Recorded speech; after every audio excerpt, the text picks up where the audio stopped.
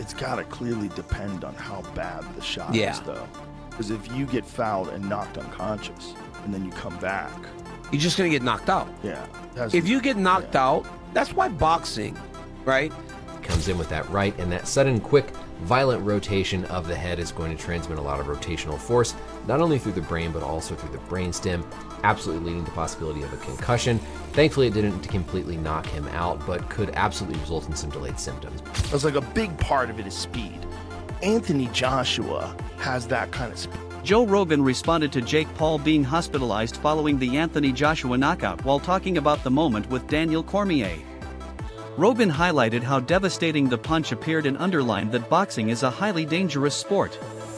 He explained that when fighters are caught cleanly at that level, the results can be severe and lasting. Rogan emphasized that outcomes can never be completely predicted and that blows like that can cause permanent damage that remains with fighters for life. How cold.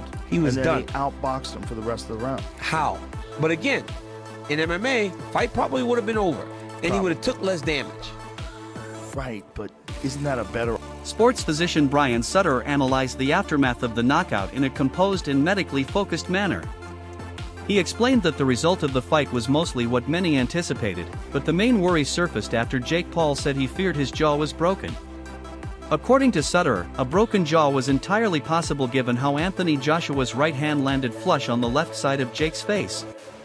However, he stressed that a concussion would actually be the greater concern. He explained that jaw fractures are often a secondary issue at first compared to more serious dangers such as head, neck, or airway injuries. The sudden and violent rotation of Jake's head from the punch likely sent strong rotational force through the brain and brainstem, raising the risk of concussion. While Jake was not fully knocked out, Sutter noted that delayed symptoms could still occur. Jake's immediate shock and response showed that he understood something serious had taken place. The outcome that we all expected. After the fight, though, Jake told Ariel Helwani that he was worried that he had broke his jaw. He said multiple times he was concerned that he had a fractured jaw, and certainly looking at this knockout punch that Anthony Joshua delivers, it is absolutely a possibility that Jake does in fact have a jaw fracture. I'd honestly be more concerned about a concussion. In fact, with most jaw fractures, the more important thing initially is to look for other injuries to the head, to the neck, to the airway. The jaw fracture potentially being there or not is going to be lower on the list often than whether there's damage to the airway, damage to the head. And so very possible to have a concussion or some residual symptoms from this. As Jake Paul's head is relatively still here, we see AJ comes in with that right, and that sudden, quick, violent rotation of the head is going to transmit a lot of rotational force, not only through the brain, but also through the brainstem, absolutely leading to possibility of a concussion.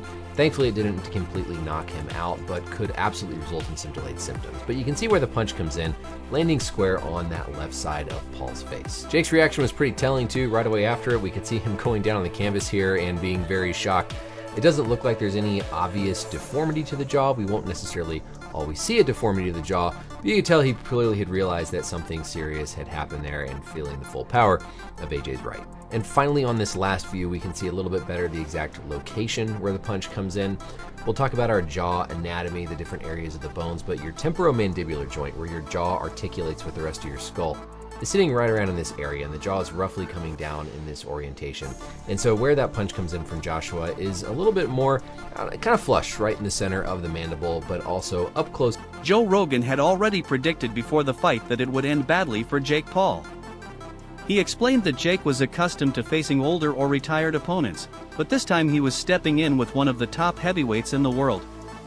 Rogan warned that the gap in level would be dangerous and unforgiving. The Joe Rogan Experience. What do you think about Jake Paul, Anthony Joshua? Boy.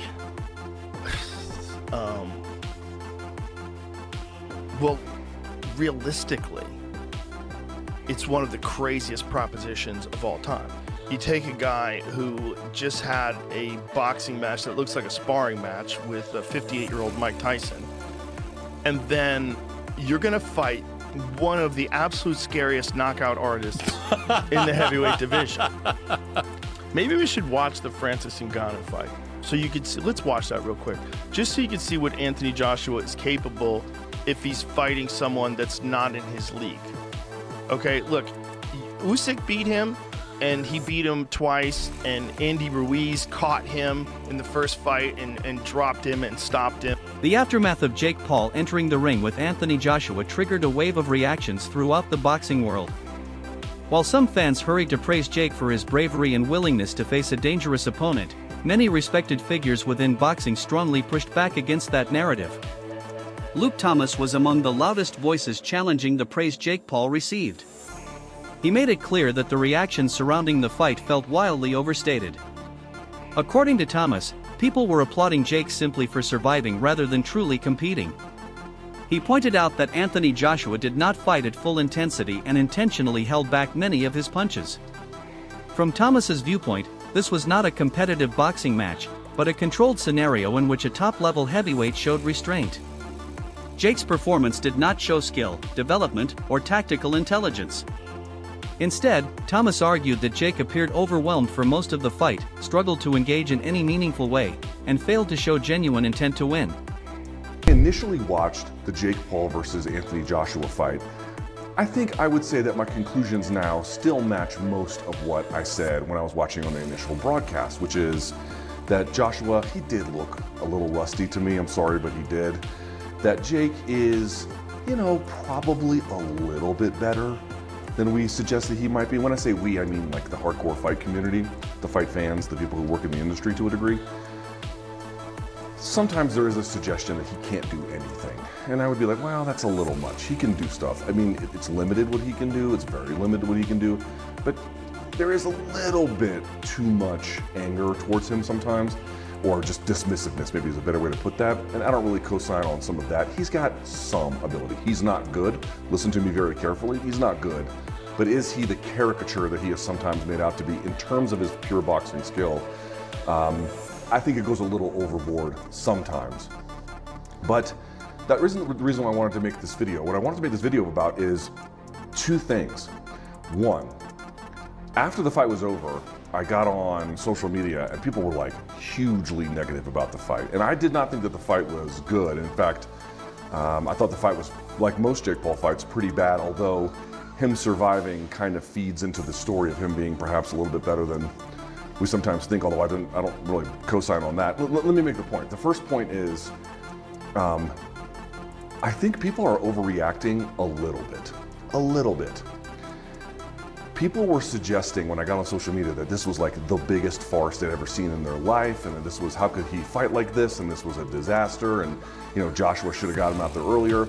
There is probably some evidence to suggest that I don't think Joshua was carrying him in the sense of, hey, they coordinated this ahead of time.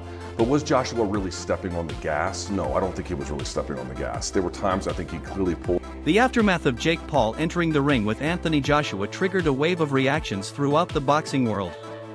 While some fans hurried to praise Jake for his bravery and willingness to face a dangerous opponent, many respected figures within boxing strongly pushed back against that narrative. Luke Thomas was among the loudest voices challenging the praise Jake Paul received. He made it clear that the reactions surrounding the fight felt wildly overstated. According to Thomas, people were applauding Jake simply for surviving rather than truly competing. He pointed out that Anthony Joshua did not fight at full intensity and intentionally held back many of his punches. From Thomas's viewpoint, this was not a competitive boxing match, but a controlled scenario in which a top-level heavyweight showed restraint.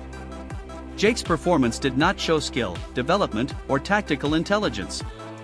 Instead, Thomas argued that Jake appeared overwhelmed for most of the fight, struggled to engage in any meaningful way, and failed to show genuine intent to win.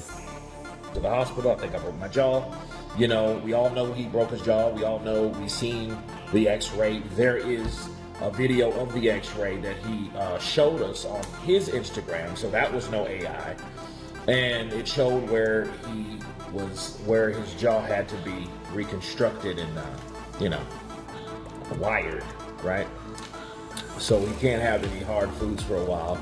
And again, I think Jake Paul is going to get respect for that, because it's one thing, because we all know about Jake. I think the problem with Jake was he was bullshitting us by giving us fights that we didn't want to see, for one, and for two, wasn't giving us fights most of the time of the people that could beat him. He gave us Tommy Fury, and then Tommy Fury actually beat him, which, whatever. But he did drop Tommy Fury with a left hook, so that was an impressive thing he did against the guy. Can't say the only guy now, because AJ fought him and knocked him out. But, other than that, though, fighting Mike Tyson, Anderson Silva, which Anderson Silva showed that he is still very dangerous and very, very ready at 50 years old. You know what I mean? Like, what he did to Tyron Woodley was classic Anderson Silva. He picked his shots. You know what I mean? He moved with grace, he moved with wisdom, and he knew exactly what to do. And again, he should have went over to boxing a long time ago, but Jake beat him. So that just made Jake's, stock rise, right? In the sense of, hey, well, he beat Anderson Silva. Adam Catterall was especially direct in his evaluation. He sharply criticized the influence of popularity in modern boxing and claimed that Jake Paul is a result of that imbalance. According to Catterall, Anthony Joshua did not even throw his punches with full force, yet still inflicted serious damage. In his view, this clearly exposed the enormous gap between the two fighters. Catterall emphasized that if Joshua had fully committed to his punches, the outcome could have been far more severe. His broader argument focused on the direction of the sport. He stated that boxing is increasingly rewarding fame instead of merit. Fighters who spend years working through the rankings struggle to gain recognition, while internet personalities receive opportunities they have not earned inside the ring. For Catterall, this fight represented everything wrong with that trend. Jake Paul's involvement was not impressive. It was proof of a system that values attention over sporting integrity. Thinking, for my own credibility, I've got to knock you out, but I've got to try and knock you out where I'm not hurting you as much as what I could if I unleashed. Yeah. And with the punch that you said that he landed, it's not his best punch, it's his most powerful punch, right? Yep. And he's shattered his jaw in 2 places, right? So Anthony Joshua gets his 70 million, whatever it is, but I think he's sitting there thinking, thank God for that. Thank God. On a human level, I've come out, all right, I've sort of, not reputation, but I haven't hurt him as bad as what I could have. There should be an awful amount of people breathing a massive sigh of relief. Anybody that put that fight together, athletic commissions, like you said. It wasn't a fight. No, it wasn't at all. Like you said, it was a prize. Yes. Fight. It was an event. If Anthony damages him, he's got to live with that for the rest of his life. Absolutely. That's a lot of stress to deal with, you know what I mean? So I'm sure he's breathing a sigh of relief. The team that have put him in there, that have negotiated that for him, but the authorities that put that on and commissioned it as a proper boxing match, I've no doubt. Does that go on his... Yeah, it's professional boxing. Do you know what? If I was Anthony Joshua, I would be saying, I don't want that on my record. Yeah. But for the credibility of them putting the fight on, they would have said to him, no, we've got to say this, it's been commissioned, it's going to be a proper fight. And I found it, I love my boxing, but I just find the whole thing really, really unedifying. You said about get followers, you mentioned Tommy Fury. Tommy Fury is nowhere near his level of getting like a British title fight or whatever. Nowhere near. So it's basically he's like... Beat Jake Paul. Well, beat Jake Paul. But so but what I'm saying is that that's 100. I stand by that, and I think Tommy would admit that. You know what I mean? To become a British champion is a very prestigious thing to do, and I think he would struggle to do that. But I think when I was reading, he got 5.6 or 6. True Geordie offered a more balanced but still critical response. He acknowledged that Jake Paul's personal story and rise through entertainment were compelling. The background, discipline, and ambition were viewed as inspiring on a human level. However, when it came to the fight itself, True Geordie was clear that Jake fell short. He observed that Jake did not look like someone who truly wanted to win. His movement appeared cautious, his offense lacked commitment, and his overall presence in the ring suggested survival rather than competition. True Geordie stressed that boxing is not judged by intentions or narratives, but by actions inside the ring. While Jake's journey may inspire some, the performance itself offered nothing memorable from a sporting standpoint. The broken jaw became symbolic not of bravery, but of the predictable result when skill gaps are ignored. me to evaluate, because on the one hand, you know, Jake's come a long way, so you want to give him credit for that. But on the other hand, you want to get in there with AJ. You want to talk about you're going to beat AJ up, and then you fight in a certain way. It's very hard for me to kind of give the right amount of credit and criticism here, because the backstory is so inspiring, but the performance was not inspiring in some ways. I think for me now, I just want to see Jake Paul in a fucking competitive fight, and that's the problem with the direction he's been going in. Is he puts on big fights, but not competitive fights. Fighting Chavez Jr., you know, that was an easy win. Nate Diaz, an easy win. Mike Tyson, an easy win. Anthony Joshua, not competitive for the opposite reason. He's completely not expected to win, and it wasn't competitive. He stacks the chips too heavily either way, and because of that, we never actually get to find out how good Jake is. And part of that, I think, is maybe deliberate, because then we never know, and the storyline can go anywhere. And while you don't know really how good he is, there's always another dream to sell, and it's almost genius level promoting. It really is. But for his own sake, you know, you're getting into your late 20s now, your physical prime. You're only going to ever find out how good you really are by getting in there with people who are of the level that you claim you're at the right weight class. You are not a cruiserweight. You've got a layer of, you know, body fat on you. You can't be doing that in boxing. If you're a serious boxer, you don't get in there looking like Jake Paul looks. You look shredded, and that's why really he's a light heavyweight. But like, fuck it. If you want to be cruiserweight, be a cruiserweight. Regardless, just fight people who are now like ranked, and let's find out where the fuck he is. Because surely, you know, these money grab Tyson fight, the AJ fight, he's packed that bank chock full. And credit to him. Even if he has hustled people or whatever the fuck, credit to him. One of the best promoters in boxing history, actually. I really do believe that. Because even when fights seem ridiculous. Paulie Malignaggi was among the most severe critics. As a former world champion, his standards for boxing are uncompromising. He dismissed the fight completely, calling it unserious and non-competitive. According to Malignaggi, Jake Paul did not try to win and instead focused on lasting as long as possible. He criticized Jake for repeatedly dropping to one knee and treating the bout as entertainment rather than a true contest. Malignaggi's frustration was rooted in respect for the sport. He argued that boxing careers are built on sacrifice, discipline, and years of struggle. Seeing someone enter the ring under vastly different circumstances and receive attention simply for surviving felt disrespectful to those who dedicate their lives to the craft. From his perspective, the fight did not move boxing forward in any meaningful way. Fans by going out on his shield. The guy just ran for his life. I just watched Jake Paul run for his life for like 5-6 rounds. Literally just run for. He was doing football jukes. You guys watched that fight? Ring was big. Yeah, I made a freaking point about that ring being big. And he used it to his advantage in terms of survival in every way he could. I mean, this guy literally never tried to win a second of the fight. He was trying to throw a home run punch every once in a while. And notice every time he got in the clinch, he just went down. Like he just hugged Anthony Joshua and then like would go down, and the referee would call it a slip and give him a break. And like he would just kill time that way. Then he was completely angling off. He's completely blading his shoulder off completely to the point where he's so bladed off that he can't even punch. He was just trying to make himself as small of a target as possible. Now Anthony Joshua, people are going to say, oh, why didn't Anthony Joshua catch up to him? Because Anthony Joshua never had fast feet to begin with. And Anthony Joshua, honestly, should have probably cut off the ring a little bit better. That's my one critique of Joshua. He probably could have cut off the ring a little bit better.